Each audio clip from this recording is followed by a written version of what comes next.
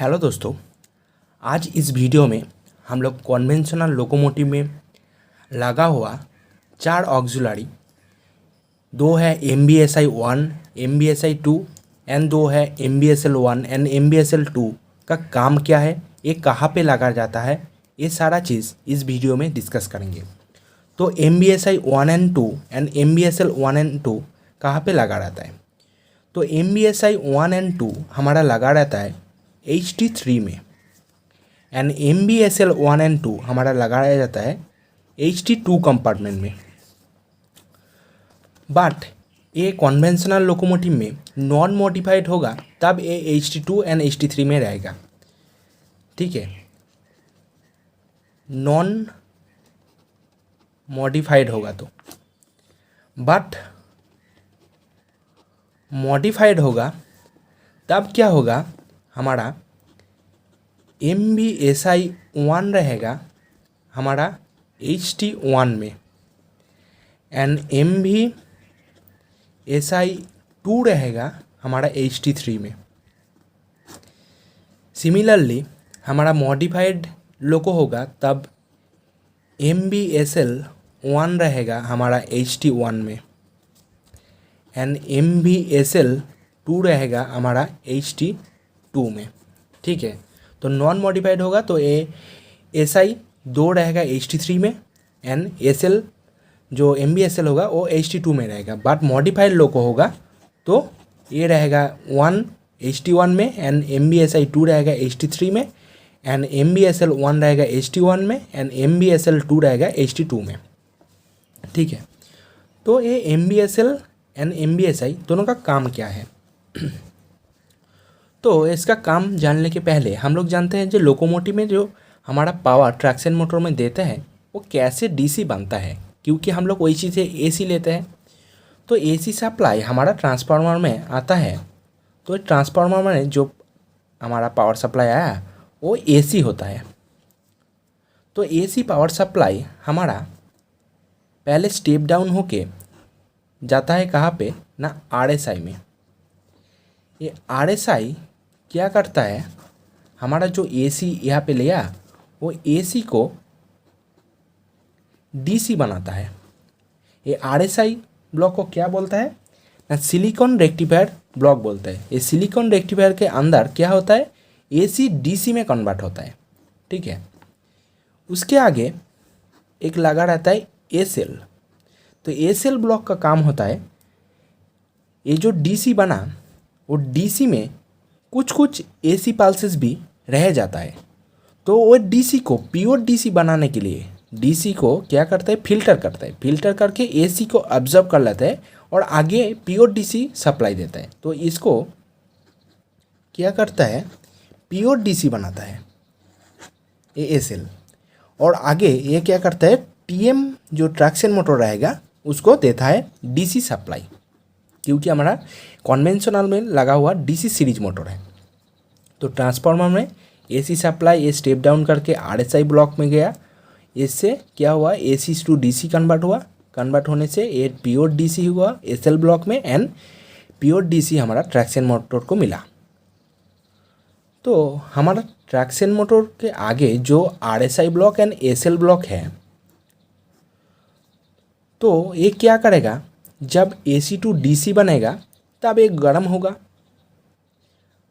तो इसके ठंडा करने के लिए जो ब्लोअर दिया गया है उसको बोलता है हमारा MBSI। और ACell ब्लॉक जो हमारा स्मूथनिंग रिएक्टर ब्लॉक है, तो इस ब्लॉक में क्या हो रहा है, हमारा AC पल्सेस एब्जॉर्ब होके प्योर DC हो रहा है। तो इसमें भी जब ये होगा तब क्या होगा, ये गर्म होगा ये ब्लॉक। तो ये ब्लॉक को ठंडा करने के लिए हमारा जो ब्लोअर लगाया जाता है ये उसको बोलता है MBSL। तो हमारा लोकोमोटिव में 2 ब्लॉक रहता है ट्रैक्शन मोटर 1, 2 एंड 3। तो उसके लिए हमारा RSI 1, उसके बाद ACell 1 एंड उसके आगे ये तीनों को पावर सप्लाई मिलेगा DC। एंड दूसरा जो ब्लॉक रहेगा उसमें ट्रैक्शन मोटर 4, 5 एंड 6 लगा रहेगा। तो उसमें पावर सप्लाई हमारा RSI 2, उसके आगे SL2 से होते हुए वो DC सप्लाई इसको मिलेगा। तो RSI 1 को ठंडा करने के लिए हमारा हो गया MBSI 1, RSI 2 ठंडा करने के लिए हमारा हो गया MBSI 2, SL1 को ठंडा करने के लिए हो गया MBSL1 एंड SL2 को ठंडा करने के लिए हो गया हमारा MBSL2। तो ये MBSI 1 जो है तो उसका कंट्रोलिंग रिले हो गया हमारा क्या ना QBSI 1। तो QBSI 1 हमारा क्या करेगा, MBSI 1 का काम को जांचेगा। उसके बाद MBSI 2 उसका रिले हो गया हमारा QBSI 2, वो भी सेम काम करेगा। MBSL1 एंड MBSL2 उसका कंट्रोलिंग रिले हो गया हमारा QBSL1 एंड QBSL2। तो ये रिले क्या करेगा, उसका जो मोटर है उसको वो सही से काम कर रहा है कि नहीं वो जांचेगा। तो वो जज करके क्या करेगा, हम लोग को इन्फॉर्मेशन देगा जो हमारा जो मोटर है वो सही से काम कर रहा है। तो MBSI 1, 2 एंड MBSL 1 एंड 2 कब स्टार्ट होगा, तो हमारा लोको में क्या होता है, जब ये ट्रांसफार्मर में पावर सप्लाई आया तो पावर सप्लाई आने के बाद ये पावर सप्लाई हमारा ऑक्सिलरी पावर सर्किट में जो आर्नो रहता है ये आर्नो में जाएगा। तो आर्नो में हमारा 3 फेज बन के क्या होगा, ये जो ऑक्सिलरी रहेगा उसमें जाएगा, क्योंकि ये जो चारों ऑक्सिलरी है वो डायरेक्टली आर्नो के साथ जुड़ा रहेगा। तो डायरेक्टली आर्नो के साथ जुड़ा रहने से ये क्या होगा, जब आर्नो स्टार्ट होगा तो आर्नो के साथ ये चारों मोटर घूमना स्टार्ट होगा। तो इसीलिए ये चारों को हम लोग बोलते हैं डायरेक्ट ऑक्सिलरी। और एक कौन सा है, MPH है, और MPH भी हमारा क्या है ना डायरेक्टली चलता है। तो ये 5 हो गया टोटल, बट यहाँ पे ये जो चारों है वो डायरेक्टली चल रहा है, इसीलिए ये डायरेक्टली हमारा ऑक्सिलरी हो गया, जो कि ना आर्नो स्टार्ट होने से वो भी स्टार्ट हो जा रहा है। इसीलिए इसका लिए कोई भी स्विच नहीं दिया गया है लोकोमोटिव में, और इसीलिए इसका कोई भी कॉन्टेक्टर नहीं है, क्योंकि ये डायरेक्टली चल रहा है इसलिए इसका कॉन्टेक्टर नहीं है।